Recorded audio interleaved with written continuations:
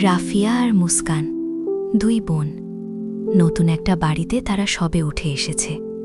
গ্রামের শেষ মাথায় নিঃশব্দ একটা বাড়ি। প্রথম রাত, সবকিছু অদ্ভুত শান্ত। বাইরে হালকা বাতাস বইছে, চারদিকে শুধু নীরবতা। হঠাৎ রাত ৩টায় দরজায় শব্দ হলো, টক টক টক।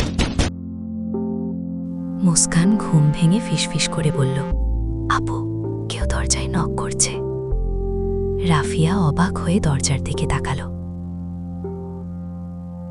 মুস্কান ধীরে ধীরে দরজার কাছে গেল, কিন্তু দরজার নিচে তাকাতেই তার শরীর ঠান্ডা হয়ে গেল।